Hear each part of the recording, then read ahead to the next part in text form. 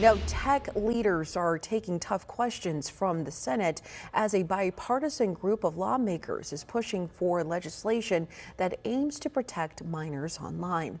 And they are coming face to face with parents who say social media harms must stop now.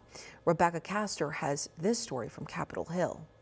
A panel of tech giants on Capitol Hill Wednesday to defend their social media platforms and argue they're safe for kids. Mental health is a complex issue, and the existing body of scientific work has not shown a causal link between using social media and young people having worse mental health outcomes. Sitting up front, parents who say they lost their kids to social media harm. No family or child is immune to a social media related harm. Rose Bronstein lost her son to suicide after he was cyberbullied through Snapchat. More and more children are dying each day, and if that's the case, then they're not doing enough. Bronstein and other parents hope Wednesday's hearing will lead to new laws to protect children on social media and hold tech companies accountable.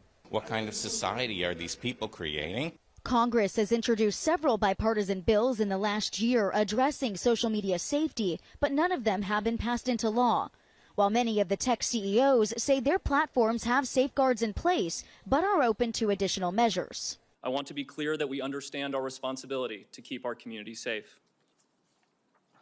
I also want to recognize the many families who have worked to raise awareness on these issues, pushed for change, and collaborated with lawmakers on important legislation.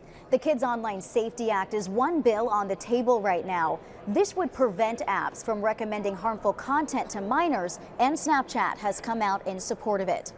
From Capitol Hill, Rebecca Castor, Fox News.